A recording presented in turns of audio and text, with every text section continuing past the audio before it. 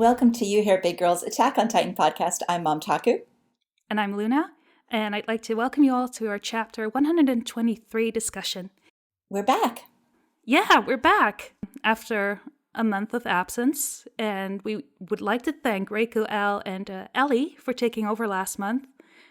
You Here Commonwealth fans was an interesting podcast. I loved it. I absolutely loved it. And when Al threatened to take over the series, the podcast, I was like, please do it. I would listen to this all day long. So yeah, I was really glad that Ellie was there to be like our voices and that Al and Reiko, the opposite view. And I just thought it was a really great discussion. And I'm very, very grateful to them for doing it. I had quite a few laughs while listening to it, and I was really thankful for Ellie being there as well. Yeah, me too. Me too.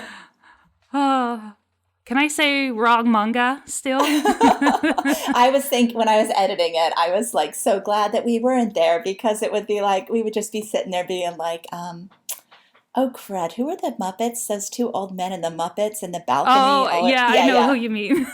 That would have been us. We would have been there going, wrong manga. The like cranky old men. Mm-hmm.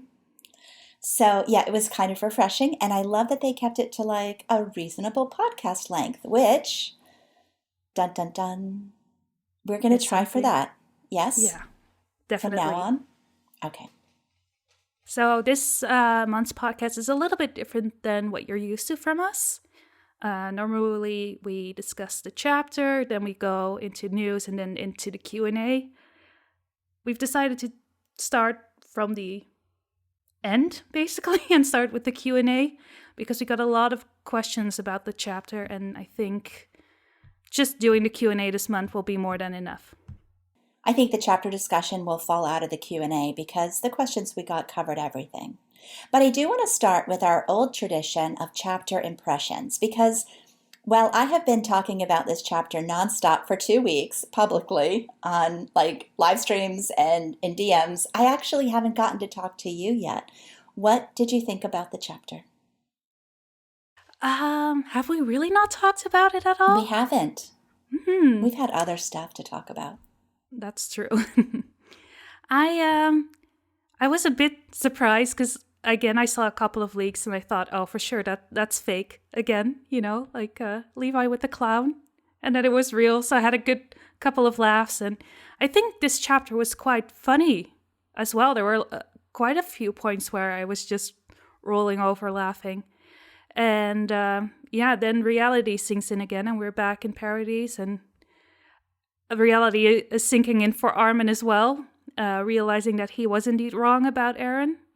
And then we see the true monster that Eren always kept inside, now also manifesting itself on the outside. Oh my god, that thing was ugly. Mm-hmm. This must have been a really rough chapter for people who said Eren was a good kid and, he would do the right thing. And then they get to see him in his best in the first half of the chapter, but also his worst at the end of it. I have talked about this chapter to a lot of people. Do you know, there's a guy that comments with frequency on the podcast, and I'm probably going to slaughter the name. Do Bubonum. Okay, I have talked with him, I'm going to say 6 hours, maybe more. In addition to 5 hours on the live stream with Andrew, and then on my Tumblr blog. And I want to say I'm talked out at this point. But obviously that's not the case because, yay, here we are. But I'm definitely aware of just how fractured things are right now for people, this fandom. And the poll this month, you can see the divide. If we were ever divided before, those battle lines are drawn and people are in the trenches. It's a mess, an absolute mess. And yeah, for those people who have always believed in Eren's better qualities, in his good side, this was awful for them. And that group, from what I can tell, is holding on to hope that he's bluffing, that this is not what he's doing. I know Soul Madness, The Humble Servant, Aluola, they are all in that camp. They are all just holding on to hope that this is not, yes. No, this is Ragnarok. We're here. It's happening. I guess we could just jump right into the poll. Do you think Eren truly intends to destroy the world, or do you think he's bluffing? 58% right now do believe that he is completely serious about destroying the world, but that means that 42% believe that he's bluffing. So that's pretty significant. Is it the rest? What were the other options? The other option we gave was I'm not sure. Hmm. So the fact that 34% of the fandom isn't sure tells me that they're holding on to at least some hope that he's bluffing. And then only 7% were very confident, oh, he's totally bluffing. There's no way he'd go that far. So still, but looking at the number, he's completely serious about destroying the outside world, 58.1%. That's slightly over half. So there are still people who believe that he's bluffing. Under the half think he might be bluffing. Even though, like, it's been spelled out for them, like, at this point. Yeah. Okay.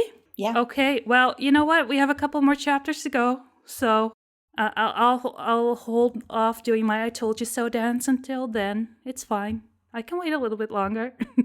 I am at the point now where, for Eren, for me, my head says he's going to genocide the whole world. My heart is hoping he's bluffing because I didn't want this to happen. Wrong manga again? Like, everything has been pointing towards this for such a long time. Like, from the beginning, probably. And it's like Soul said in the live stream. There's nothing he can say to prove that Eren Yeager is bluffing. And Al has said it too, Aluola. You either believe or you don't. And I don't believe it, but I want to believe it. So that's where I am. No, listen, like, people are pointing out more and more parallels with Norse mythology, and I'm on that boat right now. This is Ragnarok, and I've always said that my hope was that they would do something, at least Eren and Reiner, that would create a better world in the end. And apparently that's going to mean that at least Eren will have to destroy the old one. So I wouldn't be surprised if that is the route that he wants to take. Are you in the whole Lelouch camp? As someone who has never seen that anime, although I love Johnny Young Bosch, no, I don't think he is like some sort of martyr, Eren. I see that argument a lot. I never saw Code Geass either, but I am now at least functionally knowledgeable in who Lelouch is and what he did. And yeah, I don't know. No, he is not doing this for the greater good. Like, I've always said, Eren is very selfish, right? You have said that. This is from a need to protect the people that he wants to protect. It's a selfish desire because basically he's killing more people than he would be saving with his plan right now. But it's to protect the people he cares about, which is an understandable feeling. It's just the way that he wants to, go about it. His way of protecting them is just unacceptable, even to those that he wants to protect. I think that's important to know. The freedom that he's offering Armin and Mikasa is not the freedom they want. It's not the freedom. Freedom is the right to choose, and he's taking all choice away from everyone. He's forcing their will upon others. It's not freedom he's fighting for. I've said this before. I mean, the only person who feels that Eren Yeager is justified or whatever is doing the right thing would be like Flock Forster. Oh, yeah. I'm sure there are more people in Paradise who feel the same way, that just want to survive. Flock Forster is the biggest coward in the entire Survey Corps, let's remember. Like, all he wants is to live. Nobody else wants what he's doing. I think people want what Eren is doing. I think they want to be secure and safe from the world, and they know that they are facing dangers from the outside, and, But they're not ready to go that extreme yet. I'm sure the common folk wouldn't mind.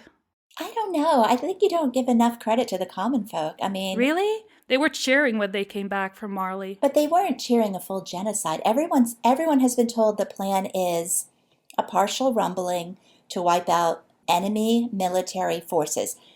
Armin's in favor of that. A lot of people are in favor of that. I mean, that to me... Well, if the choice is either we survive or they survive, I'm sure the Paradisians... We can survive with a partial rumbling. With a partial rumbling, the island is protected and has sent a message to the rest of the world, don't touch us, right? Until how long? It's an ongoing process. The whole point of the partial rumbling, the plan that Kiyomi brought was use the partial rumbling as a threat until Paradise can stand for itself. And once it can stand for itself on the global stage, work out political solutions. Yeah, but they think that because they're Eldians, because they will always pose a danger, they will always be seen as a devil, that's not, at least Eren thinks it's not a feasible solution. Right. He wants to end it all once and for all. Like, he doesn't want to put these people through this again or continuously for the next God knows how many decades, millennia, who knows, you know? Right. And that attitude of Eren that there is no other choice, I'm just going to end this because there's no way we'll ever have peace in the world. I think that's the one that is most contentious for me, the one that I've debated most actively against, I guess. Well... And I think that the poll, if Eren is not bluffing, do you believe his actions are justified? That one's been 50-50. It's kind of been teetering back and forth between those two numbers. It's currently, we've got 1,600 responses. It's now 51-48. So we are just like so divided over whether or not his actions are justified. And I'll be honest with you, that just blows my mind. Like, this is where I'm getting in the most trouble on this. I just cannot ever justify genocide, like ever. And it to me, if there is a bar for genocide, let's pretend there is. It has not been reached. Like, peace would be hard. It would not be easy. It would not be a fun manga to read. But nobody else has put it off the table yet except for Eren. Everyone else is still working for that. Well, and the thing is, like, from the world's point of view, Paradise could indeed kill the entire world, so they would just have to get rid of one threat to keep the world safe. And Eren has kind of been responsible for making the whole world think that, even more strongly after the whole Grim Reminder 2.0 in Marley. Yeah, Angrian wrote a really good post about that on Reddit. Ichigozer, what is his Reddit name? Ichigozer5 or Ichigozer? Something, Ichigo RS5, I think. We'll leave a link down below. But the conversation has been opened up, and I've seen the posts for and against. My friend Ghost Martyr wrote one that I reblogged that I just really appreciated. If genocide is the only answer, look harder. Don't stop looking. Not yet. And the partial rumbling would have given them years to look harder. They still have millions of wall titans to protect them with a partial rumbling. So I'm just having a really hard time. Like, I know which side of that battle line I am just firmly entrenched on. Yeah. And I'm finding it hard to believe that not everybody is on the camp of, yeah, genocide's a bad idea. This is probably not a good thing. Well, we've talked a little bit about this, right? Like, it's a good thing we can see this play out, how people think about a manga and not about something actually happening in real life. Oh, yeah. I mean, I totally get that fiction is not reality. Like, that's, yes. It's like, so many people want Eren to rumble the world because what a great manga. Exactly. It's fun to read, but to say it's justifiable what he's doing, that's a bit where things take a... I've been defending this series against cries that it's imperialistic, Nazi propaganda, and like, I've been like, yeah, it's not, because this is a manga that shows how terrible oppression is and how terrible genocide is. People are cheering it on, not quite getting the message that... They're not exactly helping the antis here. They're not. Well, it's fine. It's fine. We're here to provide a different voice. And people can choose to listen or not. This 50-50 split, is Eren justified? Is that a sign that Isayama has done a good job as a mangaka, or that the message is a train wreck and it's gotten lost? I don't think the message is a train wreck, but hasn't he said before that he wants to let readers decide what is good or bad? He doesn't want to force anything upon them, so maybe that is, he's just drawing something out, but in the end it's for us to decide who was right and who was wrong. I guess. Okay, so the other super fun poll number, you ready? Luna, do you think that Eren is the villain in this story? Yes or no? I said yes. What's the number? At this point, you are among 28.5% who believe that Eren is the villain in this story. 71% said no. He's gonna mass murder the entire world. Come on. If anything, he's been presented as the villain. You can maybe understand his motivations. You may want him to be better. You may understand why he's doing what he's doing. But he is not the good guy. Come on, people. Get it together. I think in the comments, some people have said that he is a villain, but not the villain. Well, okay, that I can... Well, no, I take that back. He is the villain. And when you are ready to massacre the entire world, basically, you are the villain. I'm sorry.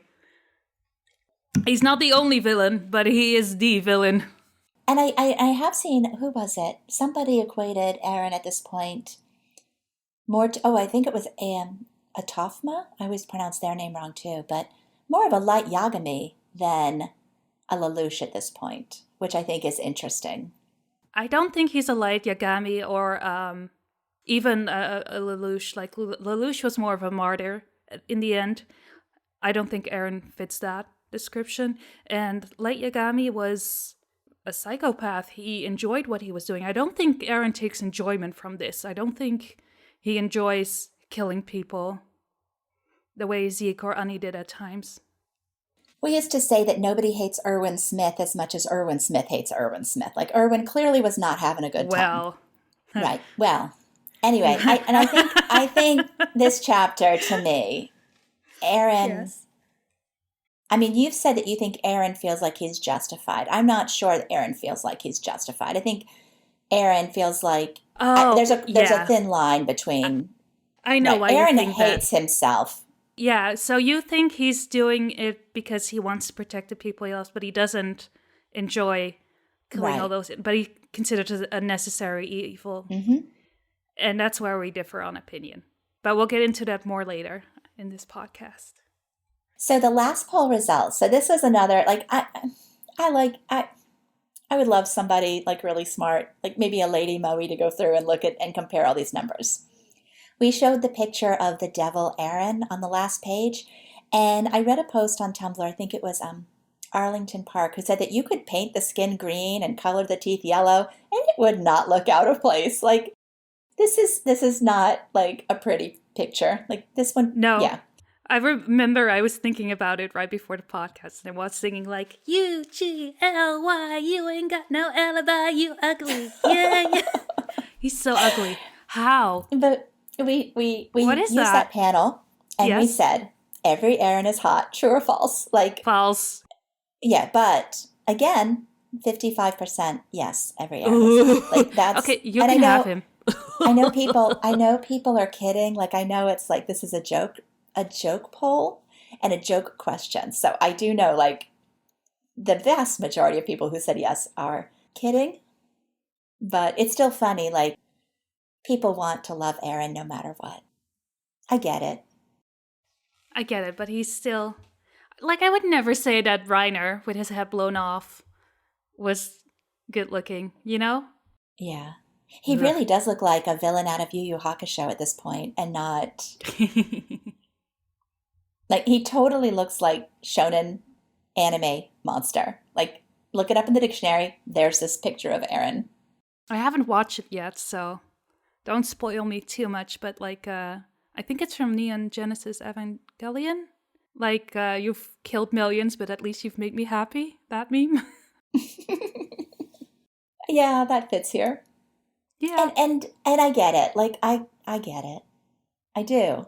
Because fiction is fiction, and you love who you love. And that's part of the fun of fiction, is that you get to love somebody who in any other context would repulse you. So the last question in the poll that I thought was really interesting was, do you think Historia's allegiance is with Eren? Do you think they're working together? And on this particular one, we've got like a 60-30 split. People that do think Historia is working with Eren. That's the one I want to know. Like, I am anxious to find out. And a lot of people in the comments feel like, yeah, she's working with Eren, but she didn't realize where he was going. Or they have an agreement, but maybe not the full agreement. And I think I can agree with some of those. Like, I don't think Historia would be in favor of what he's doing right now. What do you think?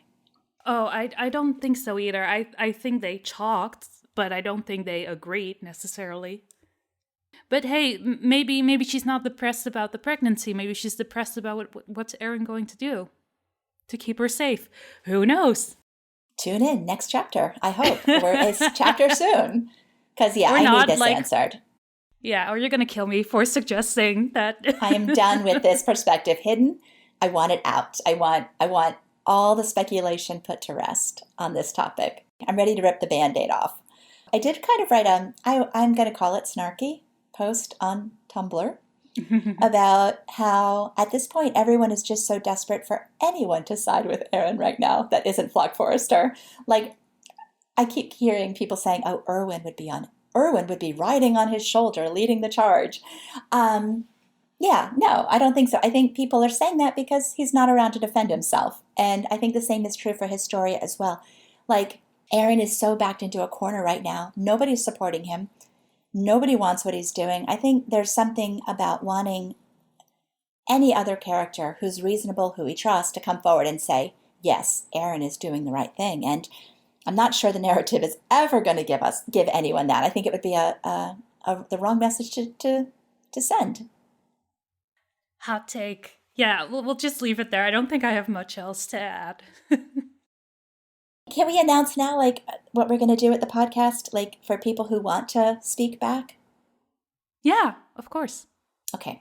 So I'm sure, like, Sergeant Gross and some of our other regular listeners are, like, literally sitting there, like, either tearing their hair out or they've already unsubscribed or have rage quit listening to us. But in case you have not, I think the comments get really interesting with people wanting to, like, reply to us, but it's not maybe the most effective. So Luna and I were talking about allowing audio uploads to our website, youhearbiggirls.com, where rather than sending an ask or a comment in YouTube, while I do love those and I will definitely engage, if you want to make an audio recording addressing something that we've said or offering an alternative opinion, by all means, feel free to record it and upload it to our website, and we'll have that in place where you can do that. I guess maybe we'll call it like feedback or something, show feedback. And we'll listen to it, and as long as it doesn't violate any guidelines that we have yet to establish, we'll play it on our next podcast and respond to it. So by all means, have your say and upload it to the website. Well, I'm looking forward to it. Me too. We are evolving. I hope people take advantage of it.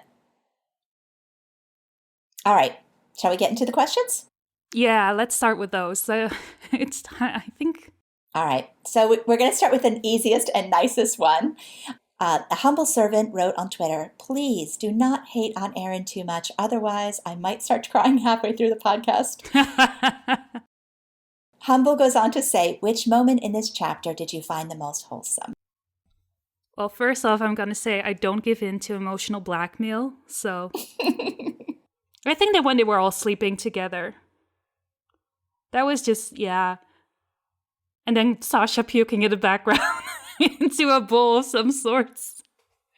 Yeah, but like, Mikasa looked cute and Eren's leg was like over Jean's neck. It was just a really nice moment.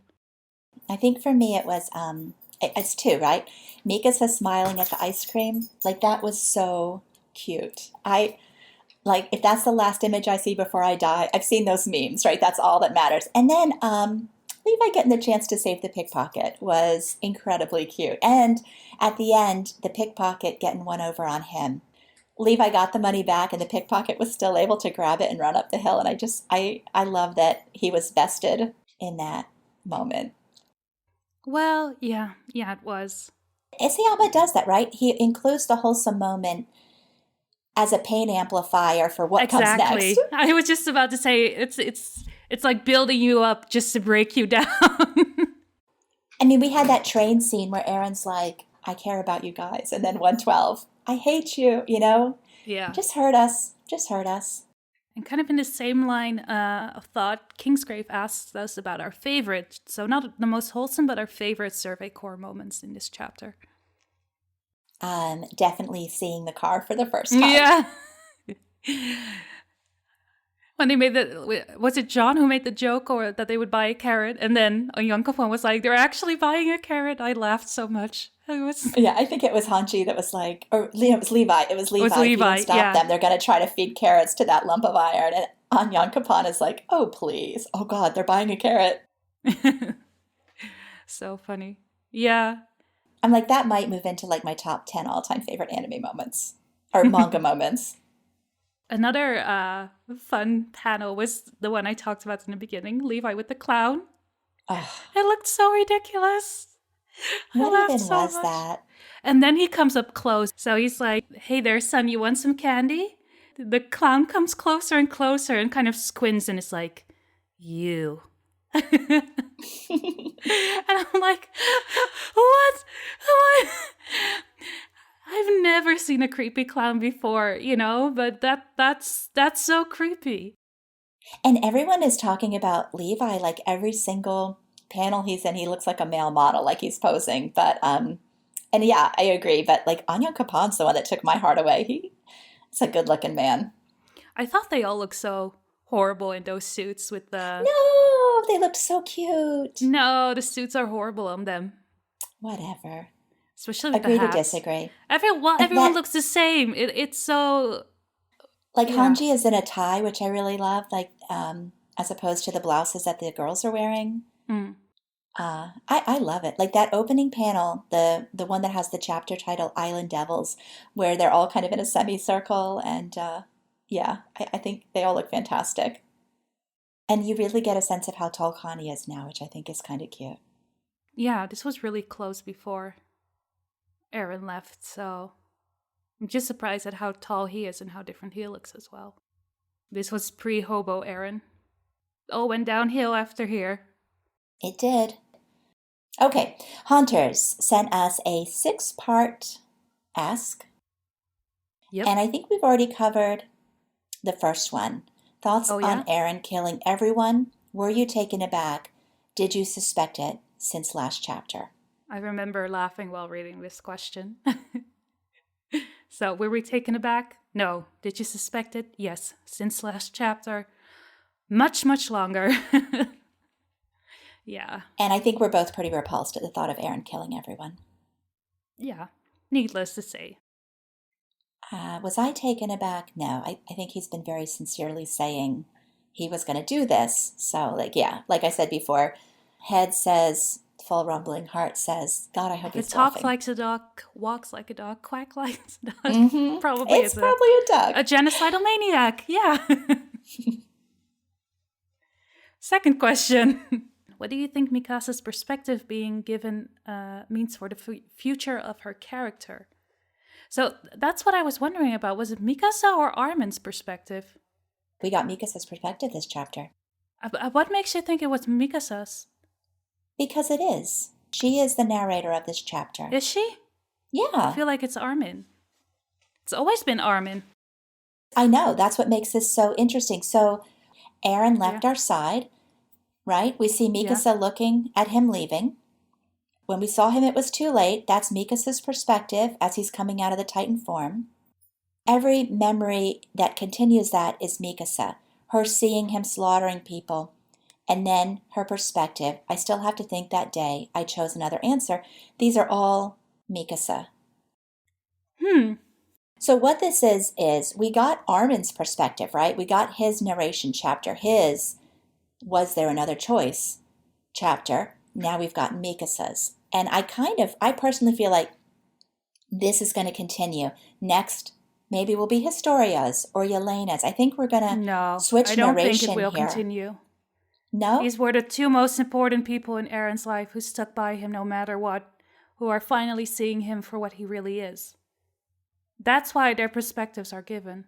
But I think it's also to kind of drag out not giving us Eren's perspective. Like, my fear is we're never, ever going to get Eren's perspective. We're never going to have a chapter of him with square narration bubbles saying... Well, maybe that's what I said in the beginning. Like, Isayama wants to let us choose what he's doing is correct or not. There are still 2 flashbacks we need, right? We need Yelena's conversation with Eren, and we need Historia. So will those be presented as narrative flashbacks like Mikasa has here from their perspective? Or will how will that flashback be handled. I'm wondering if we're I not going doubt to it. keep up this pattern. No. But we'll see. No, they're not that important, especially Yelena's not that important to Eren. Their information is important. Yeah, exactly, but that's not important enough to have it from Yelena's perspective. Okay, we'll see. $10. I'll bet you $10. I'm not willing to bet $10. I feel like this is how Isayama is presenting the story through the eyes of others, but not Eren. And I suspect that might continue. No, that's not the reason why. It serves a narrative purpose. All right, no $10, but bragging rights. Okay. All right, so I don't think Mikasa's perspective, given for her future, I think it was essential that we got her perspective. Well, maybe not even essential. I'm delighted we got her perspective because too long she has not been given a voice. So I was delighted to see it. And I think it makes sense, right? With everything else we've seen about her folding up the scarf and putting it away. I mean, I think she's always going to love Eren, but I think she's like you were saying, Luna, she's seeing him with more realistic eyes.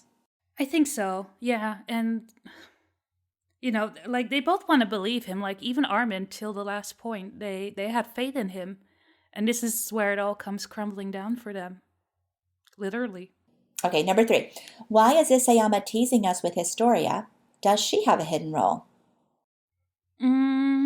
She might have a hidden role. I don't really know. But yeah, the teasing, I think that was the one panel where we see probably Historia from the back in paths. Yeah. Yeah. She looks so calm in that picture. Everyone else is like, what's going on? And she's like, no, you know, this is okay. This is normal.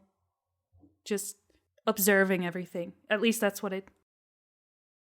Do you think she will have a special role to play in the end game? I mean, I think her perspective is critical. Her perspective at this point, the memory shard, hers and Fezkun's flashbacks are still not there. I think Historia is the only other equivalent to Zeke. That doesn't matter anymore. But she's still the last royal. And her perspective being hidden now since chapter...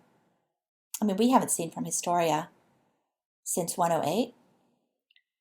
Obviously it's important. Obviously it's critical. Or else she wouldn't have been literally hidden in the woods for this long and constantly being teased. I mean, she's been teased in 108. She's been teased in 113. And she's being teased now. Obviously we're supposed to remember that Historia is here. Yeah. Yeah. And at least she's finally out of that damn rocking chair. So... progress, right? Soon she will talk, hopefully. Yes, has to. Her knowledge and Yelena's knowledge at this point are the 2 pieces of information we don't have. And obviously, like I said, Fezkun, there's 3 pieces of a puzzle that we're still missing. Yeah, I wouldn't say Fezkun is going to be important. I think we can kind of figure out what happened there. But I feel like for Historia and Yelena, we need a little bit more. Yeah, with Fezkun, we can follow the breadcrumbs. Clearly, he left that meeting. He went back to their tent and traveled with them to Fort Slava, or the region of Fort Slava, the peninsula, and interacted with them, and then returned to Marley as a deranged soldier.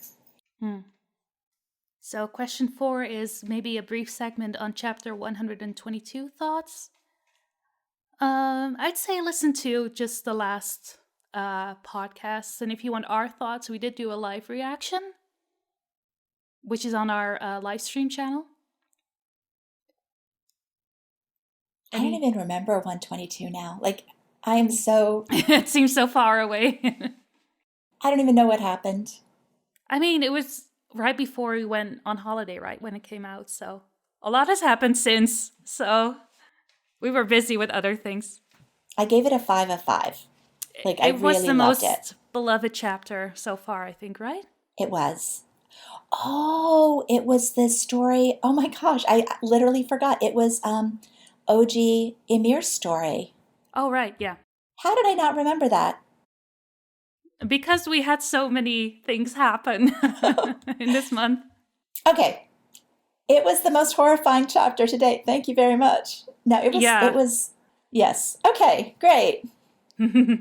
Next, this is the question that I think my inbox is most filled with, and the one that I haven't really weighed in on yet because I haven't made up my mind. So hopefully You have thoughts, Luna. Who will be Oh, the I do. Helos to stop Eren? Reiner, Mikasa, Armin, Annie, Jean, Levi, dot, dot, dot. Reiner. Purely based on the final exhibit. And I know people are saying, like, well, he wants to be the hero, so badly, or at least as a child he wanted to be. Wouldn't it be poetic if he gets to be the one to stop Eren? But as Sol said, like, Reiner and Eren are two sides of the same coin, so I feel it would make the most sense narrative-wise if it's Reiner as well. And there's a really good post that was shared in our on the podcast channel. You probably haven't seen it yet. Angrian shared it, which was a really good discussion on why it might be Reiner. Yes, that's the one I was talking Yes, about. we need to. We'll link to that one too because I think that's really good. I could see it going either way. I actually think Eren has to be stopped. I mean, or they're going to have to try. Well, they definitely are going to try. That's for certain. Whether they will succeed, that's a whole different story. But they will try. That's another poll question. If you believe that Eren is being honest about his intentions, do you believe that he will be stopped? On that question, only 40% say no, it cannot be stopped now. So no matter how justified our fandom thinks he is, a solid 60% of people think that he's going to be stopped. That's interesting. It's interesting data. So 60% of people do think he's going to be stopped, and of those, 37% think it's going to be Armin and Mikasa. And how many people think it's going to be someone else? Let's see. The other options are all split up with write-ins. So 37%. I mean, there's a few other choices we gave them. 37% think it'll be Armin and Mikasa. 6% think it'll be the Survey Corps. 2.7% that Zeke will save his little brother as he promised. Isn't that sweet? Okay. 2.5% think it will be Marley / the Warriors. So we didn't single out Reiner as a person in this, but let me put it this way, more people think it'll be Zeke than the Warriors. Are you shocked? I am. Yeah, I am too. But yeah, I also did a write-in for that question, actually. Yeah, I don't think our options were very good there. Like, don't include me in this. I didn't work on this one. Okay, yes. It should have been like, they will join forces. And so what did you put? What was your write-in? Reiner. Oh. Because the Warriors seems like, yeah. I sent you the poll to proof it. You could have proved it. No, you did not. Oh. You did not. No, I was on fire, man. Like, I literally, it was published like the moment that somebody sent me the scans from the Amazon release, and I just that was all we were waiting for. And I keep saying me. I did not write the bulk of the questions. Puppet did, and he did an amazing job. And it is a team effort. Lots of people chime in. Like, I get to be the voice, but I am like 2% of the work. So yeah, I don't want it to sound like I'm taking credit for. I'll take the blame for it, but not the credit, because I was the final person to proof it. All right. So. Oh, this sixth question, I hadn't read this one until just now. Does Mikasa's wholesome reaction to ice cream top her giddiness at playing in the ocean? Oh my God. You know what? That needs to be that needs to be a poll question, all of its own. Like, which Mikasa is the cutest Mikasa? Wholesome ice cream or playing in the ocean? And what's sad about both of those scenes is that they both ended with her being very unhappy when she realized that, Eren's baggage associated with both things.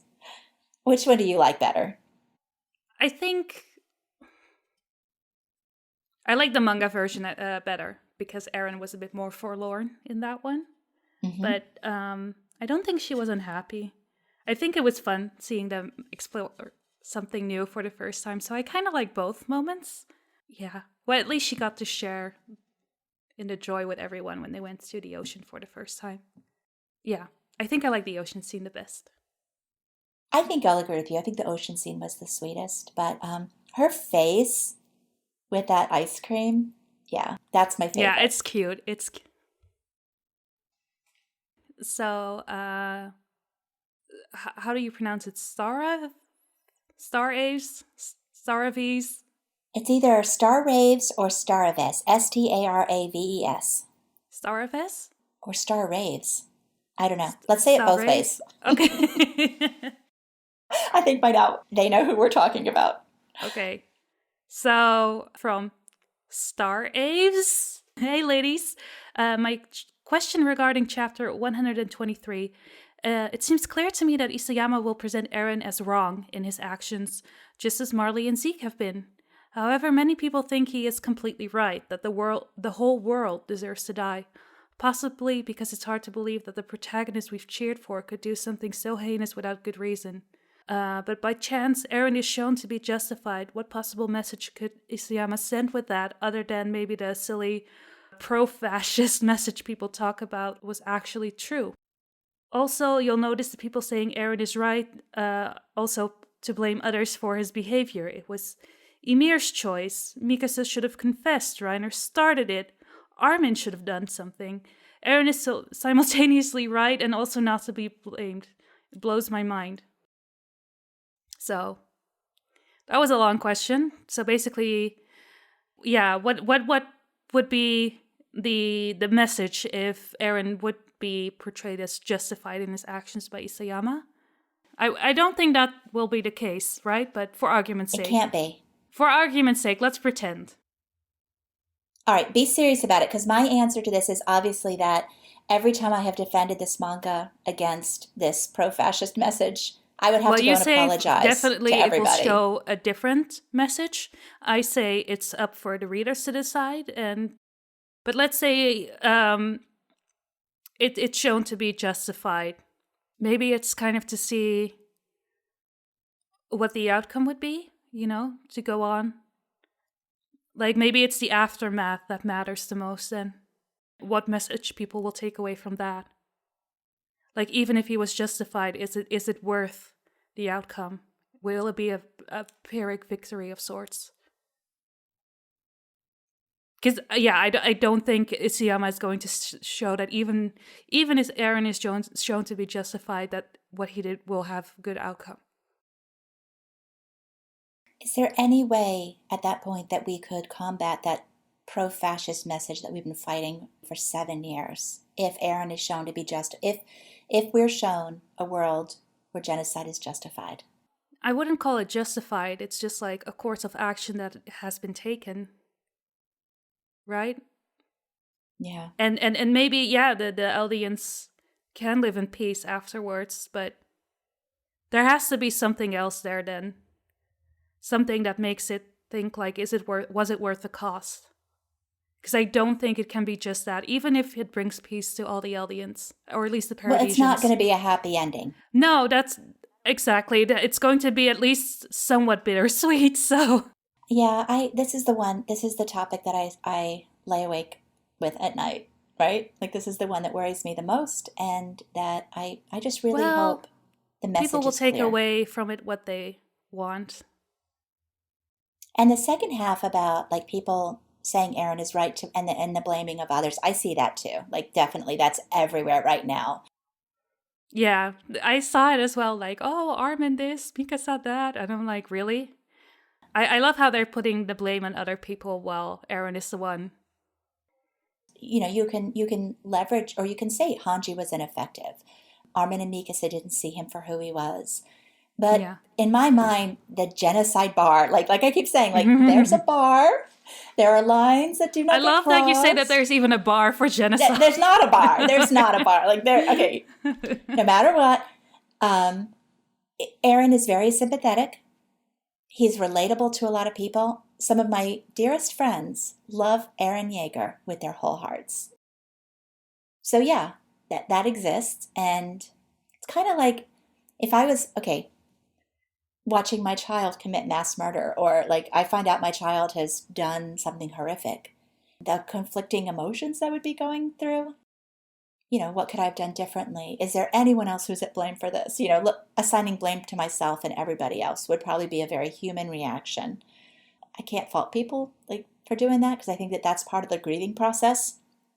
And right now, I think I see a lot of that. People are actually going through a grieving process with Eren Yeager. They want so much for this to be a nightmare that they're going to wake up from.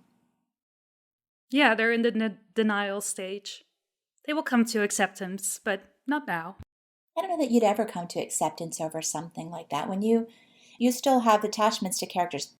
I look at other fictional characters that, they bring so much to your life and they become exemplary for certain attitudes.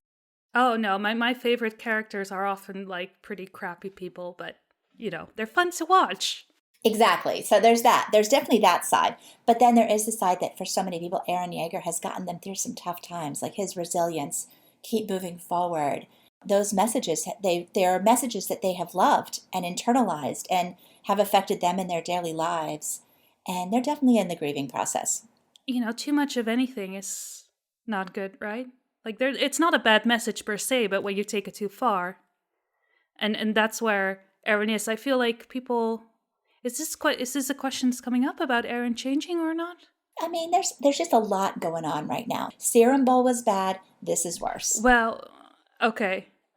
But I guess, yeah, there's a lot of blame to go around in this, but there are lines you don't cross. There's a poll question. Mikasa wonders if Eren's ever really changed. What do you think? And 78% of people say he's certainly developed, but he's the same core person. And only 8% think he hasn't changed one bit. And 12% think he's completely different from who he used to be. That's a really high number. Really? I'm wondering, like, he's completely different from who he used to be. Are those people that think he's been controlled by the Attack Titan? Like that he's lost his autonomy? I don't know about that, but I'm in the 78% group in this one. So finally with the majority. Well, I wasn't sure if I should vote that or do a write-in because I feel like parts of him have stayed the same, but I feel like other parts of his personality have developed and grown more strongly, presented themselves more strongly, and others have kind of faded to the background. And so I feel like, he still has the same character traits he used to, just like certain parts are more amplified than they used to be. Does that make sense? Yeah, it does. Which, like he could have developed into a better person or this person. And because he also had like a lot of good character traits, right? As a 15-year-old. He did. And we don't see many of those anymore. Maybe they're still there somewhere, but we don't see them as much. We got glimpses of them in the flashback in this, of old Eren. We did. Yeah, we did. But I feel like once you're getting ready to, slaughter everyone, that's kind of hard to see, The cute baby in Carla's arms. It's just the monster that's left right now. He was the wrong person to be born in the walls to have that power. Like, that affected him so deeply. Like, you've got somebody who feels the way he does about freedom in this kind of a pressure cooker. Maybe it was inevitable. Whereas someone like Armin's going to resent the walls, wonder what's outside of them, resent not being there, but is somebody who's going to use their head, not their fists. And Eren's always been one to talk with his fists. Maybe that's not fair to say always, but his first instinct has always been like a very physical reaction to stuff. That's what we're seeing now, right? He's definitely a product of his environment, being born into, like, as Humble would put it, into a form of oppression, and he will fight oppression at all costs. Born into an illegitimate, I'm trying to think of Humble's words. I don't recall. But, situation of illegitimate authority and oppression, and he will always fight against that. He was born fighting against that. And so now you've got a kid in this particular, in his own personal pressure cooker. Like, all the elements needed are lined up and perfectly in place to explode. And there you go. Moving on, our good friend Vairre is back. So nice to, I know, I saw them reblogging posts on Tumblr and I just was so excited. Okay, Hello, lovelies. Considering how full of optimism last chapter was, who do you think will slay the monster? Who do you wish to do it? And who should do it story-wise? Eren declared Armin a hero. Will he become one, or is he already one? And she also says, and hey, hug all Eren people really tight, especially last podcast guests, because they probably need it. Oh, well, wrong podcast? I don't know. No, I do really want to hug all the Eren people really tight. I hate this. I think I kind of gave my thoughts already a little bit. Like, who do you think will slay the monster? Reiner. Who do you wish to do it? Reiner. And who should do it story-wise? Reiner. I'm trying to think if I could make a case for Armin in this, just to play devil's advocate with you. I mean, it would be ironic if Eren's the one that fought for Armin to survive Serum Bowl, and now this arc culminates with Armin being the one to have to kill Eren. That would be kind of crazy, wouldn't it? Well, and wasn't Armin like Isayama self-insert? Like, I create you, Yeah. Eren, I'll end you. Kind of. It would be the most poetic way, probably. It would be poetic. It would be heartbreak. Absolutely heartbreaking. Jesus, that would be awful. Does Armin have it in him, though? Like, we've never seen Armin be who he needs to be to take on that role. I mean, I could see Armin hatching the plot to kill Eren. I think he could do it. Yeah. He could. And maybe Reiner's the one that executes Mikasa it. couldn't do it, but... Oh, maybe they will both play a part in it. I think I'm going to go that way. I think Armin comes up with the plot. Reiner executes it. Reiner's the executioner. He's the Helos. Reiner is the Helos. But Armin is kind of the one, the mastermind behind the end of Eren. Yeah. I would be okay with that. I'm going to cry buckets. I mean, if it's going to be over, then I think a lot of people will be sad just because it's over already. But yes, any Eren people who need a hug, I hope you don't view me as the enemy, because my heart, I absolutely hate this for you, all of you. So, the game, do we want to... No. You can. Go ahead, you do it. Okay, so it's, well, let me do the English version. Snog, marry, avoid. And you can fill in what the American version should be. And the options are Zeke, Zackley, and Sergeant Gross. So... Right, so the kind of version is kiss, marry, kill, right? Yeah. No, not doing it. Well, I can't. I said Zackley can Gross, and Gross can marry Zeke, and Zeke can kill me right before all of that happens, because I don't need to witness that. And I think out of the three of them, he would be he would give me the quickest death, at least. I wouldn't have to go through a shit machine. I wouldn't have to be devoured by dogs, torn apart. Zeke would just be like, here, take a boulder to the head. I mean, if I had to marry one, Zackley basically like flew under the radar and was, kind of a distinguished, venerable old man. Like, if he had a wife, I'm sure she had no idea what kind of perversion worked in his brain. So that'd probably be like the least of the... Gross did have a wife, which is terrifying. And kids. So. Ooh. And Zeke doesn't want to reproduce, so... Correct. I guess the better question would be, of the three, which one would you kill? Well, Zackley's already dead. So is Gross. So that leaves Zeke. Yay! Yay, kill Zeke. Woohoo! Game over. Okay. Thank you, Vairre. Thanks for that last game. Yeah. So our next question comes from Anonymous. Are you expecting Annie to wake up since the rumbling has started? And how do you feel about her coming back? Also, hope you've had fun on your holiday. Yeah, we had fun. We'll talk more about that later.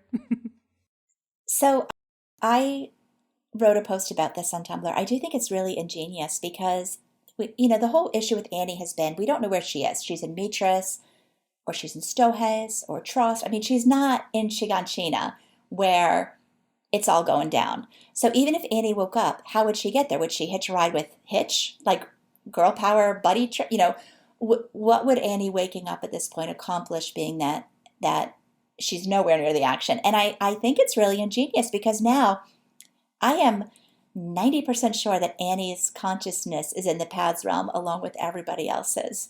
So those people who've been waiting since chapter 36 or 38 A long time. Yes, for a real-time Annie moment, if they're going to get it, it's now, which would be very cool. So I'm going to assume that Annie is in the past realm, and therefore I think Levi is too. I think Levi is probably there and capable of conscious thought. So what do you think? I still don't know, like, if that's the case, what it's going to accomplish, because I don't know how they're going to attack Eren, but I think it might be Isayama's last chance to tie up that string. Well, I do agree with you, like, that Levi will probably be there because Mikasa's there. So, and I think he's still alive. So, as for Annie, am I expecting her to wake up? Yes, I do, for the same reasons you said. Like, she must be bursting out at any point now. But how do you feel about her coming back?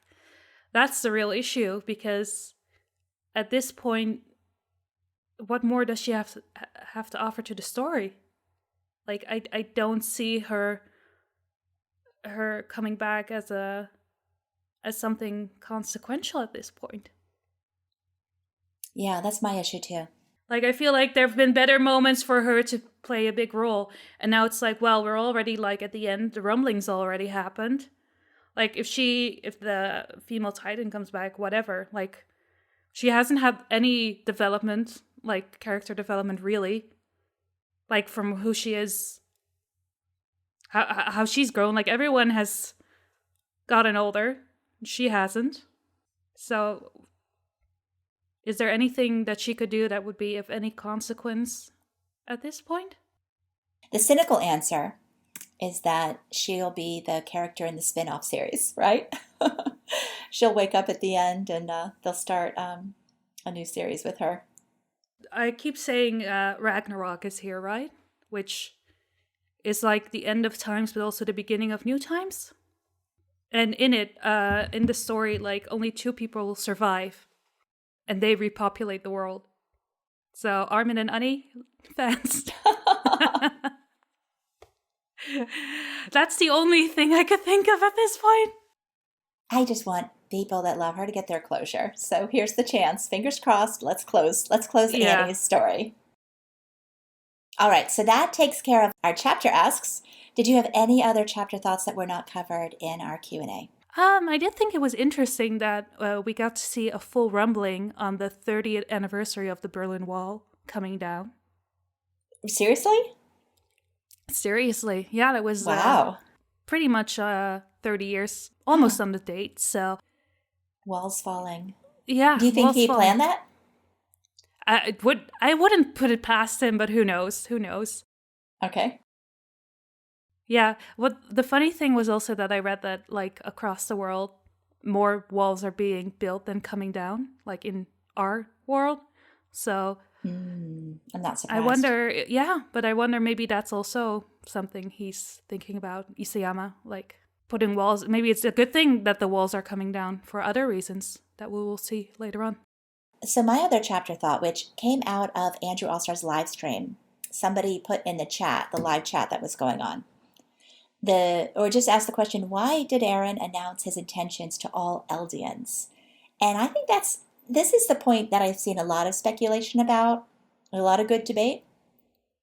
Why? Why tell our Eldians all over the world? And we have to assume the wording in chapter 123 is that every Eldian, regardless of where they are on the planet, was like tied into Pad's radio and got the broadcast. What does that accomplish? When, is the message basically like, okay, guys, sorry, you're dead? Or is it to rally them? Is it to give them a chance to hide? Like, why would is there any practical reason for him to have announced his intentions to all of Eldia? Well, I can think of one practical reason. Oh? I mean, My practical reason would be that he didn't have the choice. Like, you either turn the radio broadcast on to everybody, like you can't selectively broadcast to a group. It's all or none. Yeah, that's what we discussed privately before. That's what I thought as well. Like, I don't think he had a choice. I'm trying to take credit for your idea. Well, wouldn't be the first time. No, I'm joking. But yeah, would there be...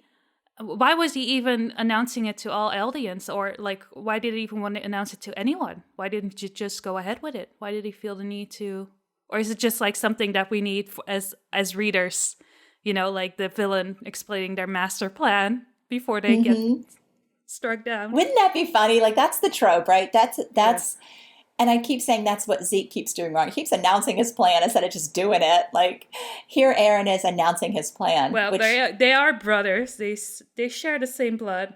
The evil villain being like, ha ha ha, now I'm going to do this, which gives everybody just enough time to stop them. Yeah. I'm glad, though, that I didn't read up about Norse mythology until after this chapter. Because you feel like it's all spoilers? Yeah, now looking back on it, I think I would have figured out a lot of stuff beforehand. It's more fun to let it play out because, well, I had the same, like, to a lesser degree with Naruto. Like, I didn't know that all the attacks were named after, like, Japanese mythological stories or, like, beings. And I was like, oh, that's interesting. So when I found out later. So this is more, yeah, but that was just about, like, ninjutsu. This is really about the whole story, I feel. He's blended it in quite nicely, and, you know, he picks and chooses what he wants to put in, but... Even the parasite spine creature is like a Norse mythology thing, right? I haven't read up that much yet. So okay. I saw a post on Tumblr that showed a picture of a parasite spiny creature, and I was like, oh, well, there you go. Oh, let me ask you this question. We did ask this in the poll, but do you think that the size and shape of Eren's latest Titan form is important? And I've seen, it looks like a dinosaur, or, it could possibly be aquatic. Is there a reason for that form, or was this just aesthetic? I asked this on Andrew's live stream, and the consensus was aesthetic, that it was just like, oh, this will be cool, let's do it. But on the poll, it was different, right? Yeah, on the poll, it was different. I think 60% of all people were like that his form will play an important part to the story. Let me see even more people. 77.5% think his shape and or size will be important. Okay. Well, I hope in the comments they elaborated on that, because I would love to know. Somebody jokingly said, the spines, he could, somehow his form is big enough that he could toss colossals or, Bertle bomb them. I don't know. That seems silly, but who knows? Somebody else said swim them across. His form is large enough that they could all ride on it. I don't know. I can't tell when people are being silly. Who knows? It reminds me of he's so big, he probably is super slow as well. Makes him quite vulnerable. So. And I don't know if you've seen it, but Renan shared a bit of artwork that potentially shows what the front of the Titan would look like, which is kind of cool. So if you have not seen that, no, I will send it to you, and we'll also put it in the links. If I can't get it in the links, it'll be on our website. So we'll share that because it's very cool. It's very cool. So before we talk about our trip, we have one more question about SNK, but it's about the anime. Don't you think it would be better if WIT Studio didn't animate Season 4, since they wouldn't even be making that much money off of it, because all the SNK money goes to the production committee? They are extremely short-staffed and have multiple other projects to work on.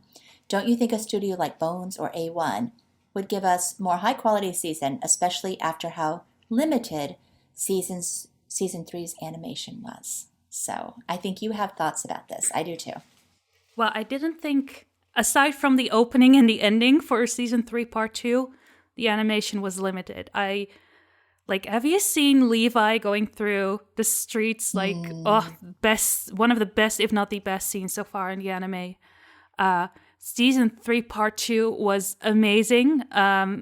If you've seen, like, on International Movie Database, like, the best episodes in series, like, I think Attack on Titan season 3, part 2 has, like, 4 or 5 episodes in the top 20. Like, among Game of Thrones, Breaking right, Bad. Exactly. Among all forms of television entertainment. Actually, we're at number 1. SNK is at number 1.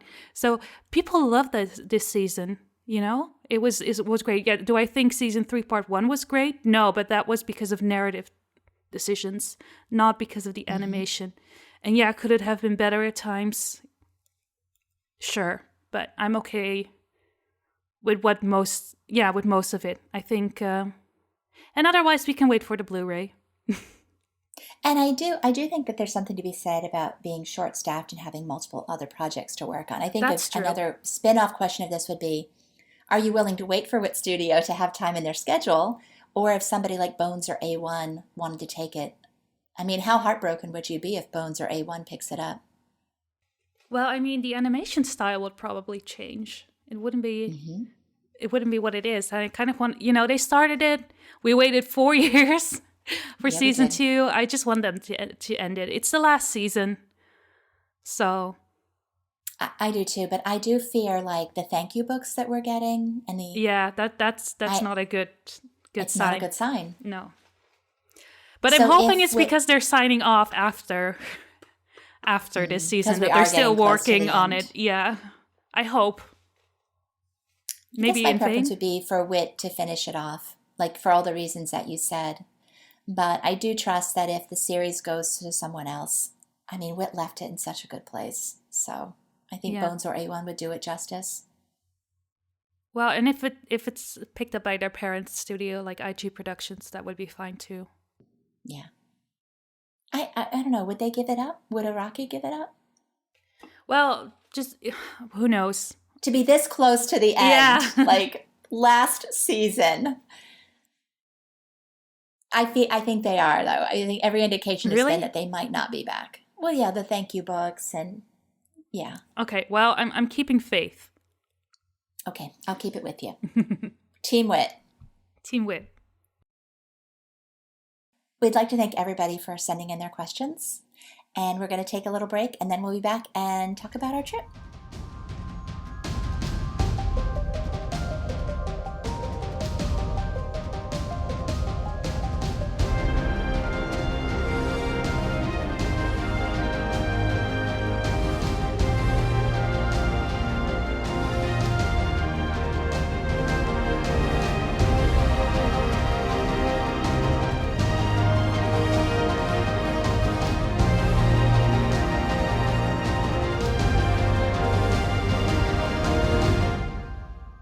So welcome back.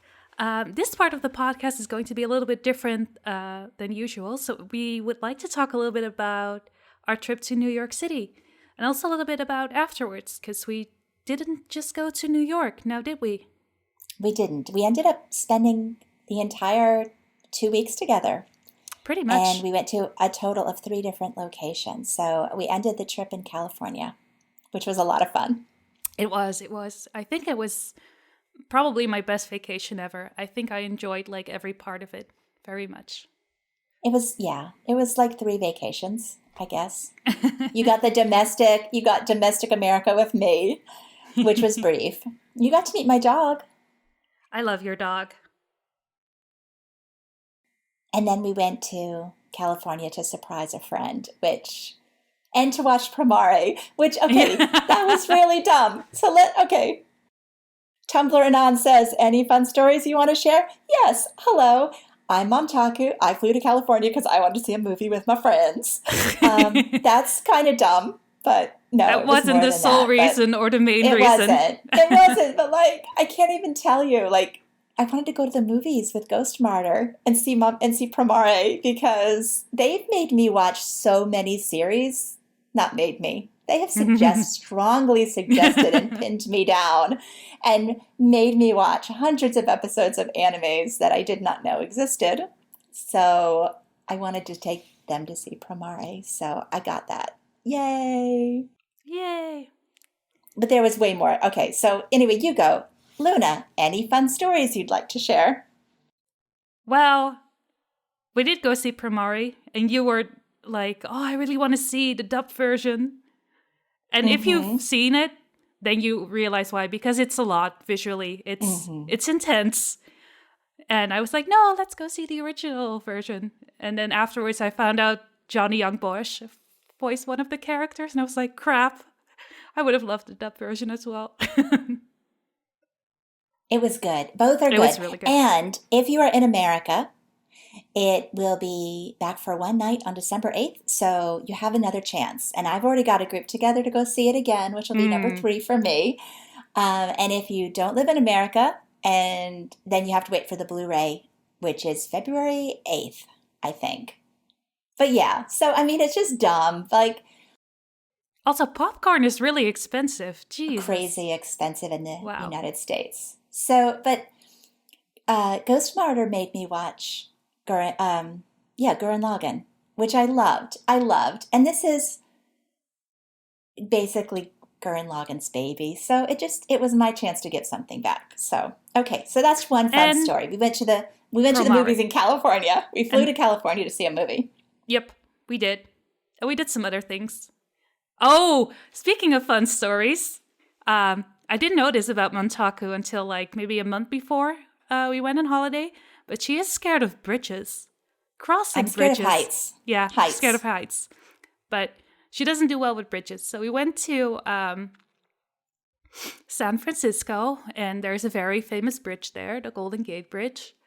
And we decided to walk across it because there's no chance in hell Montaku would drive across it. So, okay, we said we would walk. And there's this giant fence, so that you don't fall over or jump over the edge. Yes. Until there's this little part, this little balcony almost, where you can look out and see the ocean, and there's no fencing there. And that was like the moment where you decided to I'm done. to run the other way, to run back to shore. Oh, they have like this incredible private, like 6-foot high chain link fence until you really need it when you're like standing out over the bay. Then suddenly it's gone. And like, do they statistically think that people don't go out to the middle of the bridge to jump? Like, I don't know why they stopped.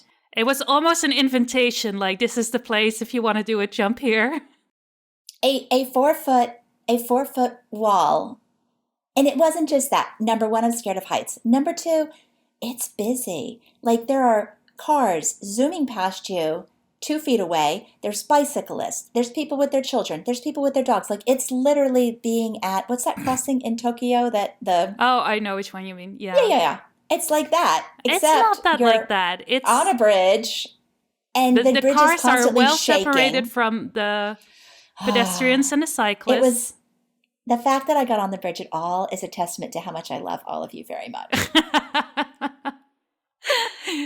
Yeah, well, I would have walked all the way across it, but I hated every second. Every second I was on that bridge, I was anxious. Yeah, and she tried so hard. Do you remember we took to save her face? I took my plush monkey Zeke with me, which is another story of why I have a plush monkey named Zeke. Because anybody who listens to this podcast knows how I feel about Zeke Yeager. But the person we were visiting, Ghost Martyr, is a jerk, horrible person. Do not recommend. 10 for 10. Avoid. When we got together last February, they presented me with a very cute monkey named Zeke. So anyway, I love the monkey. Hate Zeke. Love the monkey. And it's also kind of fun because in answer to that, they do not like Reiner. Ghost Martyr does not like Reiner. So I got the cute little stuffy for them and put a bandana around it that said Reiner. So I've got a monkey named Zeke. They've got a lab named Reiner. And it's kind of fun because not only is it like us totally jabbing each other, but we can take photographs together without showing our faces, which on the internet I do appreciate. So I had Zeke, plush Zeke with me. And I was literally like white knuckled clutching it. I was like, I didn't realize that till afterwards, but that's pretty embarrassing. Grown woman crossing bridge, clutching stuffed animal. Like, I can just imagine. I hope nobody was looking closely. Oh, Yeah. how did you survive the most, the crookedest street in the whole wide world, I think, even? That was pretty cool. So Ghost Martyr's mom took us down Lombardo Street. Is that the one? Lombard Street, yeah. Lombard Street. Yeah, that was wild. Like, that was, wow. People live on that. Yeah, that was cool. That was the crazy part. I forgot about that. Like, people have to there's park earthquakes there. And people live on that. Yeah. Yeah, San Francisco is very cool. We did a redwood forest. That was really cool. We found the source of all organic matter. There was so much. I think, so you shared my embarrassing story. I will share yours. You go ahead. Y'all, I have never seen so much pumpkin spice anything in my life. Basically, Luna's trip to America was eating every single American basic white girl, like soup, salad, and breadsticks at Olive Garden, Panera, Starbucks, pumpkin spice, everything. Like literally, it was just like we ran from one American chain to the next, sampling all the foods that, I don't know. I don't even know why you would know about them. But yeah, from Cinnamon Toast Crunch, pumpkin Pop-Tarts. Like, I can't believe you didn't turn into a pumpkin by the end of the trip. And we also did, we went to Kohl's to go shopping. And you were just like a kid. I have never seen somebody so excited.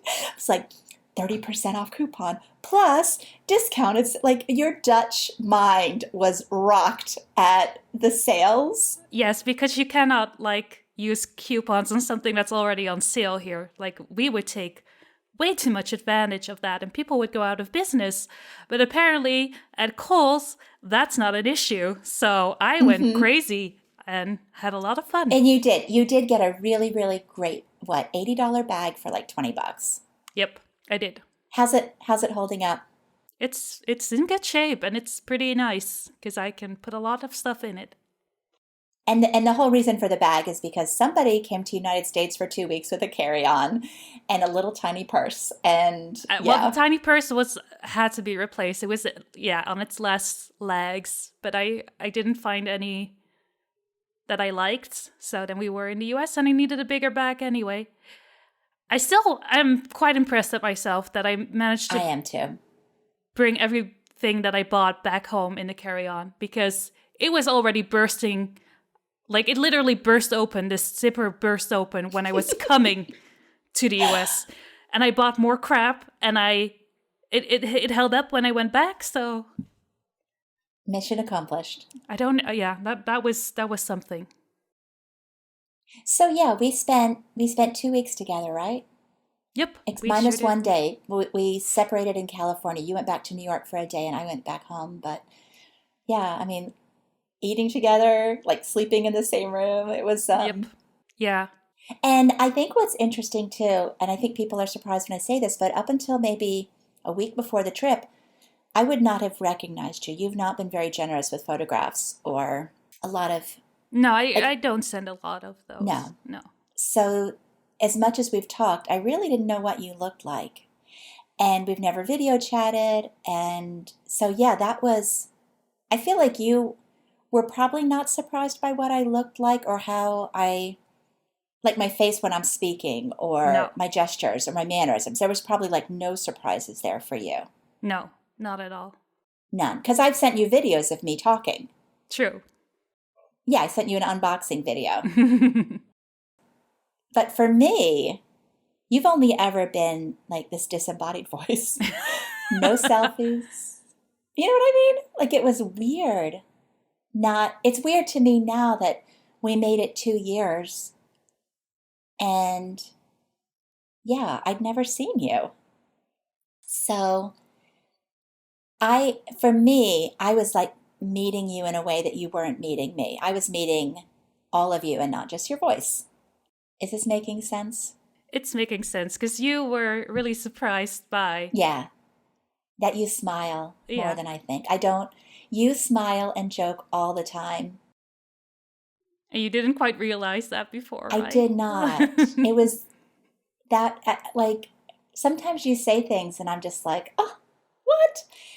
But to actually, like, little things like, I'm trying to think of a friend. The only for instance I can think of is like, you're the fat one, or, just something Oh, yeah. like, making fun of me, or the old one, or whatever. But you say Which it with are a smile. obvious jokes, which she didn't I know, get because she didn't see the face. Your delivery. Don't become a radio stand-up comic. Let me just say that. I thought it was obvious from my intonation that it was a joke. Maybe it's you. No. Maybe it is me, but I think people listen. I'm going to go out on a limb here and say anybody listening to the podcast would be surprised that you actually, because I think I smile all the time. You smile and joke all the time. And yeah, not expecting that after knowing you for 2 years. So that was a good thing, right? A good surprise. Yeah. Oh, a great surprise. Yeah. Like that changed a lot of things for me. And I didn't think the trip would change anything. Like I thought it was just, I didn't think there would be any surprises because I felt like I knew you very well. And yeah, surprise. Nope. So, but okay, so we New York City, San Francisco, California, and then you came home with me for a couple of days. I did. And there were lots and lots of stories in each of those locations. True. We did a lot. Mm-hmm. We really did. And you got sick. You did it while you were sick. Yeah. So. At the end, I got a really bad cold, and then you did as well. But yeah, that was when the trip was over. So yeah, it didn't ruin the trip. So the humble servant wanted to know, I'm really excited to hear what Luna thought of America. Was there a culture shock? Was it what you expected? Well, I've been there before. I've been there 2 times before, and this was my 3rd time going there. So TSA hasn't changed for the better, let me tell you. Oh my God, getting in was abysmal. So I had a layover in Dublin, and that was the part where I had to go through Homeland Security. And the questions they asked me, my God, are they rude as hell? And yeah, they asked me. Did you explain like what manga was? Yes. So I'm a very honest person, which not always, it's not something that's always appreciated, but it also gets me in trouble. Because I was just very forthcoming. Like, have you met these people before? He asked. I was like, no, I'm going to meet them for the first time. And that is something I should not have said. So I had to explain, where did I meet them? What do you guys talk about? What is manga? Did you end up saying the words Reiner Braun or Well, Attack on I was Titan? like, we talk on Discord, and he was like, so you discuss video games? And I was like, no, we discuss manga. What's a manga? So you actually had to say the words Shingeki no Kyojin or Attack on Titan with a Homeland Security representative. I don't know if that specifically was mentioned during the conversation, but it was like, yeah, it's Japanese comic books. And he wanted to know like the exact number in my bank account. Mm. It was weird. And it was just unnecessary and incredibly rude. And I was like, I'm not going to stay here. Why would I want to stay in the US? I like being able to afford everything I need. Mm-hmm. And he was also shocked, like, oh, you get 2 weeks off? Oh, and I dyed my hair pink before I went. And then I said, like, oh, I work in HR. And he was like, not with that hair, you're not.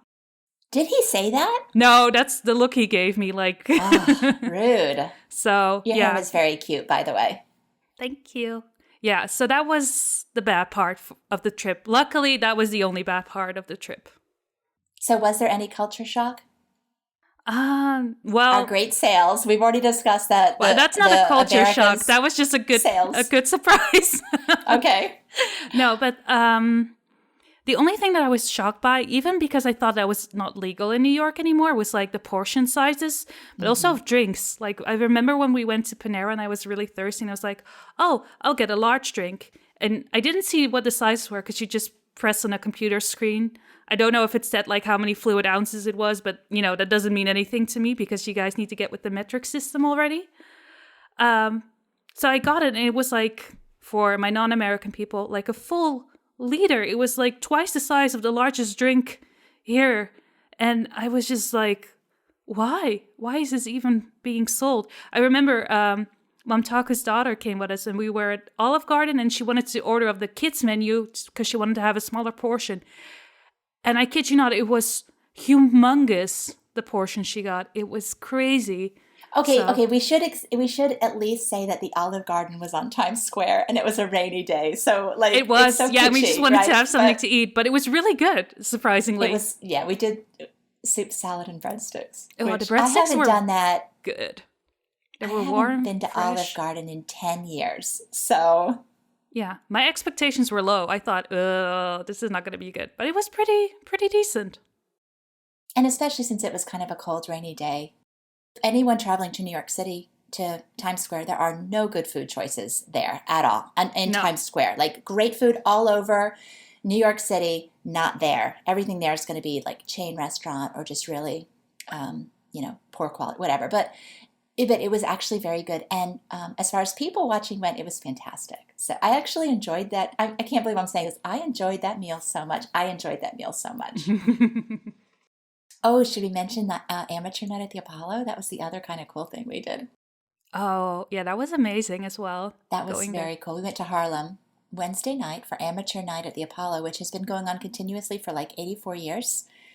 And it wasn't the performances that were good, but just, I don't know, everything, the energy, the food afterwards. We ate at the Red Rooster, which is a kind of a famous Harlem establishment. And that was amazing. So, I want to go back. Me too. Mm-hmm. It's like, I don't want this to be over because we were staying at Mom Taku's sister's place and her sister took really good care of us. Like, we came home, we were tired. She was like, okay, guys, what do you want from Grubhub?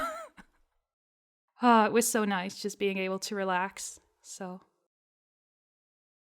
And we traveled, and it wasn't just us. We had our Tumblr friend Cash for the first week, and then, of course, we hooked up with Ghost Martyr the last week. So we'll do it again, though. We're looking at Japan, right? 2021, 2020, sometime. Whenever maybe trying. I have money. Yeah, that's the big one. Money and time. Yeah. Okay, anything else? Is there anything the else? last of Humble's question was it what you expected? And I No, I don't think so. But in a good way. I'd hoped TSA would have been easier. But yeah, I didn't expect because we were doing a lot. It wasn't like a beach vacation where you can sit back and relax, but I was so relaxed during the whole time and just comfortable with everyone. Like sometimes when you meet people that you've only spoken to online, they can be quite different. And yeah, I felt like I knew everyone quite well and it was just very easygoing. I think we all got along great, so it wasn't awkward at all. That was like the biggest thing for me, like how will we all be when we finally meet each other? So yeah, even when we went to California with Ghost Martyr, because that had the potential to be potentially disastrous because we did not tell Ghost Martyr we were coming. We literally just showed up at their house. I wish we had taken a picture of the moment she found out we were there. I've had other friends of mine, my friend Lost Causes, whom I met in Scotland. They were just straight up, if you ever do that to me, I would kill you. Like, in retrospect, maybe I mean, I would have killed me if I would have if somebody would shown up at my house unannounced. Like, nope, not happening. Enjoy the closed door. You're going to wait outside the whole time. Why did we decide to make it a surprise? I don't remember. Because that's way more fun. Never mind that nobody in their right mind would appreciate that specific surprise. It was a good surprise, though, wasn't it? It was. Don't tell me it wasn't. It was. It was worth it to me. To me as well. And I think to them as well. Yes. And Imi is somebody that's very difficult to surprise. We've been online friends for 5 or 6 years now. We've been in person once before. And they're the smartest person I know. And I mean, like, brilliant and almost impossible to surprise. So this is my chance. I have surprised them twice in all the years I have known them, and I just take that as such a huge badge. All right. Are we done? I think so. Is there anything else? That's amazing. So we've been recording for just over 2 hours, which, yeah, that's crazy. But I feel like I really enjoyed the conversation. I have enjoyed it very much. Same. Okay. So we want to thank our 3 patrons since this month. Kenny, H, Tietenjager, and Carol.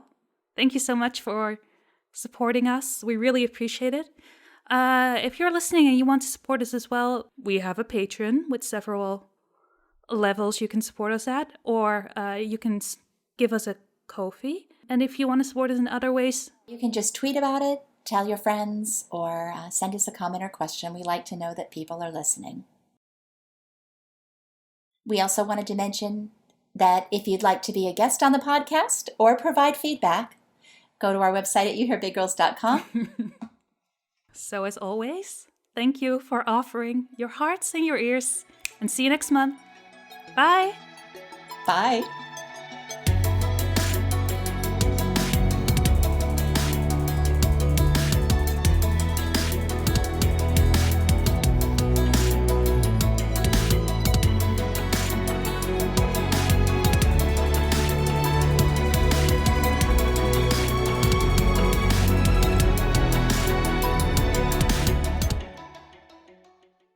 Welcome to You Hear Big Girls, Attack on Titan podcast. I'm Mom Taku. And I'm Luna. And this is our chapter 123 chapter discussion. First off, we wanted to... Are we ever going to get this right? I don't know. Okay. And welcome to our chapter 123 chapter discussion. Yeah. See? You would think... It's always the same. Maybe that's why I want to change it up. Welcome to You Hear Big Girls, our 123 chapter discussion. Okay.